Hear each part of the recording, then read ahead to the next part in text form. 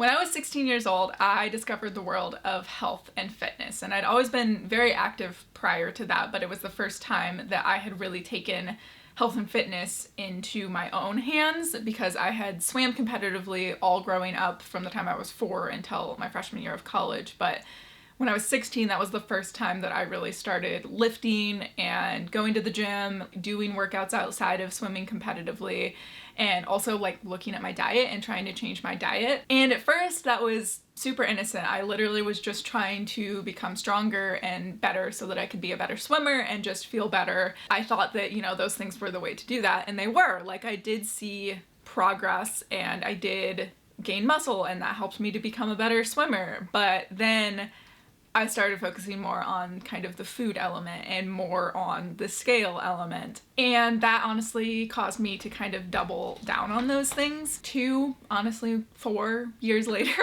I looked up and realized that I had developed a binge eating disorder, I had an exercise addiction, and I had really, really bad body dysmorphia. And I will be completely honest with you guys, I have never been actually diagnosed with any of those things. And I'll talk about that in a little while as to why I never got an actual diagnosis for that. But I was binging and I was purging and felt so incredibly awful when I would not work out or, even just taking a rest day. It was like, I can't do that. Like, I feel awful about myself, and I would look in the mirror and I would think, you're not skinny enough. It was never good enough. I literally couldn't walk by a mirror without lifting up my shirt to make sure that my abs were still there. I couldn't eat the foods that I enjoyed without feeling incredibly guilty about it. And I literally struggled with that from the time I was 16 years old until probably my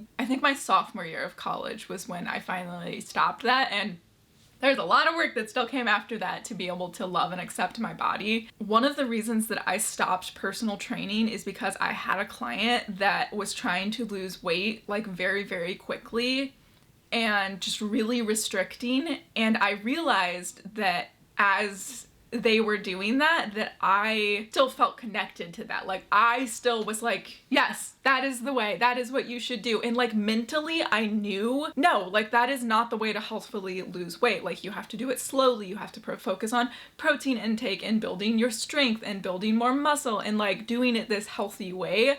And they were doing it in this incredibly unhealthy way. And I like couldn't get myself to tell them to stop doing that because it was still something that I was struggling with, and I didn't even realize that I was still struggling with it until I had that client. So that's why I took a step back from personal training, because I wasn't in a healthy place yet. And honestly, it's just been within the past couple years that I've been able to get to a place where I honestly can eat whatever I want. And obviously, like, there is moderation, but I don't feel guilty when I like go to Thanksgiving and have 2 pieces of pie now, whereas 2 or 3 years ago, I still did.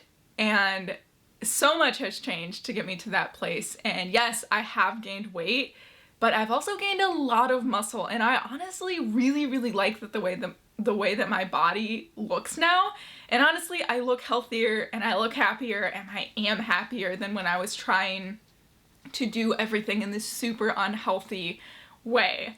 So that is kind of my story. Some of the warning signs that maybe I wish that I had noticed a little sooner, and honestly, I probably did notice. Like, I knew I had a problem, and I think a lot of people in my life knew that I had a problem. I think it's just hard to like know how to help someone, and honestly, no one could have helped me. Like, I needed to help myself. And one thing that I will say that was honestly kind of hard about like going through this is that I never really lost a lot of weight. And I think that that was one of the things that held me back from admitting that I had a problem, because it was like, it's not like I am like one of those people that is incredibly emaciated and like has to be hospitalized. Like, I never even lost my period, and I know that that's a really big indication for a lot of people that there's a problem. I never lost my period. I never really dropped below like what looked like a good weight on me. I had no muscle on my body whatsoever, but I still looked healthy. And it's not like I was losing hair. It's not like I was super skinny. It's not like visibly anyone could see that I was struggling. I was.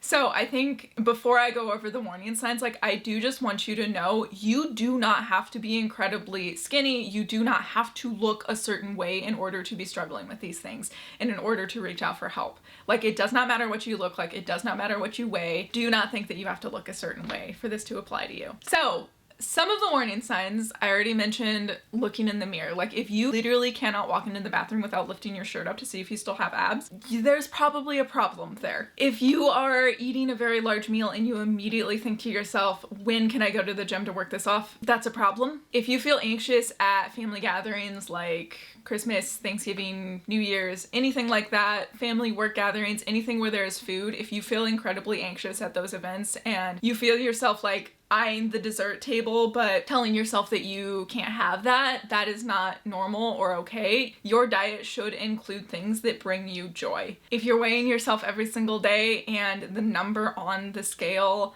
is mentally affecting you, definitely a warning sign. I honestly don't think that there is a reason for anyone to weigh themselves every single day. Your weight fluctuates so much based on what part of your cycle you're on, how hydrated you are, whether you're bloated, when was your last meal, when did you last go to the bathroom. All of those things affect it, and I honestly think that weighing yourself once a week is plenty, and if you're doing more than that and you're feeling the compulsion to do more than that, it's definitely not good. If you're focusing on working out as a means to punish yourself or to look a certain way, if you have an all or nothing mindset where you have to go to the gym for an hour, otherwise it doesn't count, if, you know, going for a walk doesn't count as a workout to you, or if doing anything that you enjoy that is moving your body doesn't count as exercise for you, warning sign. If you feel guilty when you take a rest days are so incredibly important for living a healthy lifestyle and for recovering your muscles. Take rest days, and if you're feeling like you can't, there's a problem. If you think that you have a problem, please go to therapy. Therapists know how to help people with this a lot more than some random girl on the internet does. Yes, I have struggled with this, but they're trained professionals. Please go to therapy. I know it can be expensive, but it is so incredibly important to talk to a professional that can actually help you through these things. For me, I was going to therapy throughout college. Unfortunately, I never talked to a therapist about my disordered eating or any of those thoughts that I was having. I didn't want to admit it, and I wish that I had, because like, it would have saved me so much energy and so much struggle. And maybe I wouldn't have quit personal training when I did, because maybe I would have been able to get over those things faster. And you never get over them, but work through them and become healthier and be able to, you know, just have that healthy mindset that you should have around exercise and eating healthy. Maybe if I had talked to a therapist about it, I would have been able to just live a healthier lifestyle for longer. And I wish that I had, but I didn't. So please, if you are currently in therapy and you've never talked to your therapist about it, bring it up at your next session. And if you don't trust your therapist and you don't feel comfortable talking about it, find a different therapist, okay? I should have done that too. I didn't. And then stop weighing yourself for a little while. Like, literally, do not step on a scale. I've gone through several different cycles of doing this, and it honestly has been so incredibly healing, because it makes you realize that your weight literally does not matter. Like, it does not matter. If you don't weigh yourself for a long time, it won't matter. And, you know, if you are actively trying to lose weight, again, weigh yourself once a week. But honestly, even if you are actively trying to lose weight, and if you are struggling with some of these things, maybe now is not the best time to be trying to lose weight. Go to therapy, get a personal trainer. They will help you work through those things. But like, you have to be in a mentally clear place to try to lose weight. So if you are struggling with some of these things and you are trying to lose weight, maybe take a pause and get yourself mentally clear. That way you can then start to work on your physical self. Like, mental's everything. Work on that first. If you're not trying to lose weight, I do highly recommend just stopping weighing yourself, because it literally doesn't matter. It doesn't matter what gravitational force is being put, and the gravitational force never changes, but like, it doesn't matter. You would weigh something different on the moon and Mars. Like, it literally does not matter. It doesn't matter how much space you take up in this world. Try to take up as much as you can. Stop trying to shrink yourself. Please don't weigh yourself. Okay, just take a break.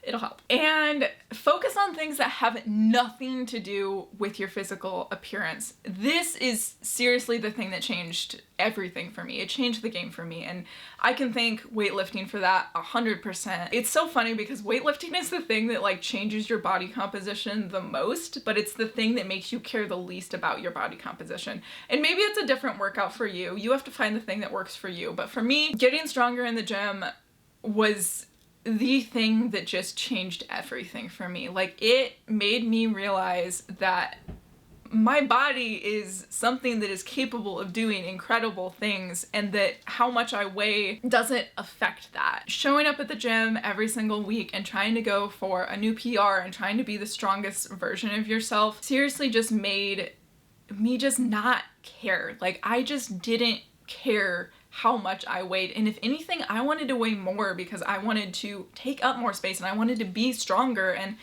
putting on muscle will probably make you gain weight. And I finally like accepted that, and I'm the strongest I've ever been in the gym. I feel the most confident when I walk into the gym, and like that was the thing. And that's another thing that you can definitely do, is like find a workout that makes you love your body. Prior to weightlifting, I was really into yoga, and that was another thing that really helped me to just accept that your body is capable of so much more than what you think it is. And it's so important to like focus on that instead of the way that you look. Focus on what you can do, not on how you look. And then also unfollow accounts that make you feel like crap about your body. Like, if there is an account on social media that you follow and every time you look at that person, you think to yourself, I wish I looked like that. Why don't I look like that? And I think that there can be an element of like following someone for aspirational reasons, but if it's making you feel bad about where you currently are, then unfollow that person, mute that person, like just get that out of your life. You can mute people and they won't even know that you're not following them anymore. Do what's best for your mental health, okay? Social media can be such a toxic place. It can be an inspiring place and an amazing place, but it can also be really toxic. So don't let it be toxic for you. Just unfollow the person. It doesn't matter. They don't care. And this one's a little tricky, but slowly start incorporating foods into your diet that scare you. And that is something that you should work with a therapist to do, because I know that can be so incredibly triggering for a lot of people. But like, don't do it all at once. Don't completely change your diet all at once, but like incorporate foods that used to scare you in moderation. You do not have to like gorge yourself on them every day. I had a binge eating disorder. I don't recommend that. Just slowly start incorporating those things in moderation, and also focusing on how eating healthfully. Like, eat high protein meals so that you don't feel like binging, so you don't feel like you're starving yourself. Eat a lot of fiber because it fills you up and it makes you feel good and it makes things move nicely through your body. Drink water because it makes you feel good. And I think for me, that is the main takeaway from this video, is that the secret to finding balance between healthy and unhealthy is your why. If your reason for working out and eating healthy is because you love yourself, you will be healthy within those things.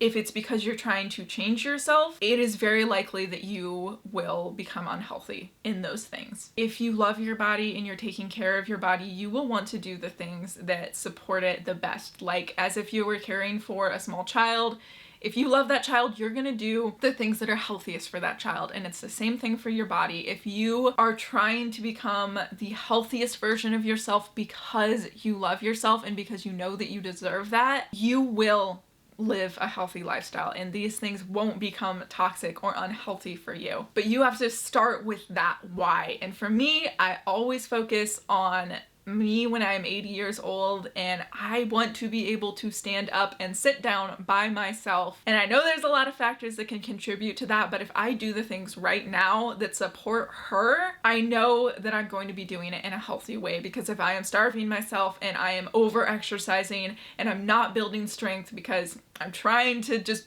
do cardio all the time and become the smallest version of myself, that's not supporting her, because she's going to have osteoporosis when she is old and she is going to break bones and she's not going to be healthy. But if I do the things to support her now, I know I'm nurturing myself and I know that I'm going to continue to be healthy. And thinking about her is seriously one of the most important things that got me out of the mindset of restriction and over exercising and that leading to binging and just the cycle that I went through over and over again. I cared about my 80-year-old self, and I cared about me now too. Like, I want to be the healthiest version of myself now, and that means every now and then indulging in the things that I enjoy and not caring if that makes the scale go up like 0.2 pounds. Care for yourself now, care for yourself in the future, care for yourself like you're a small child. Find that why that is healthy for you, that keeps things healthy for you. And do not fall into the trap of trying to shrink yourself. And I know it's hard, and I know that I watched videos like this when I was going through this, but you know, it took a lot of work, and it literally will take years. Like, there are still things that I struggle with. There are still moments where I fall into wanting to restrict and wanting to over exercise, but like, I'm in so much healthier of a place now because I put in the work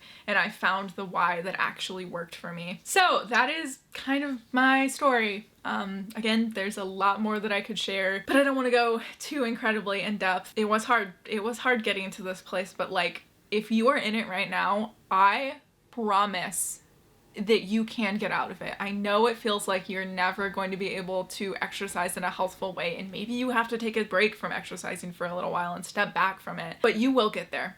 You will get there. You will be able to walk in the gym and feel confident and not restrict. And please get professional help. Find a good therapist, find a personal trainer that has worked with people that deal with these kinds of things. They can help to create a structure for you that is going to be healthful, that is going to help you work through these things. Find a nutritionist. This is the year where you're gonna actually be the healthiest version of yourself, not the version that's trying to shrink yourself. That is my story. I know this was kind of a deeper topic, but I do kind of want to start sharing my story a little bit more, because I do have some things that I think can be helpful for people that are maybe struggling with things. My life is not perfect by any means, but I am a million times happier and a million times healthier than I was when I was in high school and college. So you will get there. This is the year you're gonna do it. And with that, I'll see you guys in the next one.